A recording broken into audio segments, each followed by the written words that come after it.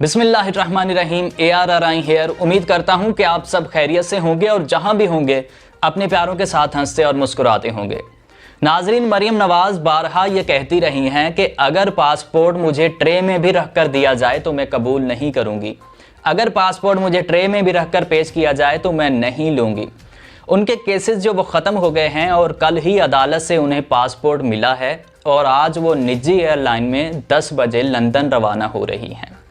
अब ज़राए का ये कहना है कि वो 1 माह तक लंदन क़याम करेंगी और उसके बाद वतन वापस आएंगी। शेख रशीद का इसके मुतल्लिक बयान आया है। वो कह रहे हैं कि लंदन में बहुत अहम मीटिंग होने जा रही है जिसके लिए ये लंदन गई हैं। अगर उस मीटिंग की इतला मुझे कल मिली तो मैं पूरी कौम को ट्वीट करके इतला दूंगा। अब मरियम नवाज़ ने सवाल ये उठाया है कि मेरा जो केस है वो पुराने कवानीन के तहत मेरिट पर बंद हुआ है। मुझे जो रिलीफ मिला है वो पुराने कवानीन के तहत मेरिट पर मिला है। अब यहाँ सवाल ये पैदा होता है कि ये जो नए कवानीन बने हैं नैम में इस दौरे हुकूमत में, क्या वो कवानीन मेरिट के मुताबिक नहीं हैं?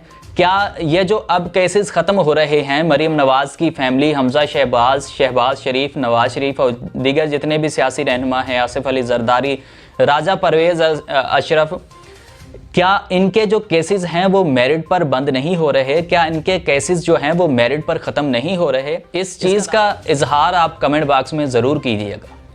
नाजरीन, अब हम बात कर लेते हैं अपोजिशन की। इमरान खान की तरफ से पहले ही ये बयान आ चुका है, उनकी तरफ से पहले ही ये तस्दीक आ चुकी है कि ताकतवर हलकों के साथ उनके मुज़ाकरात जारी हैं, उनके मुज़ाकरात ताकतवर हलकों के साथ चल रहे हैं।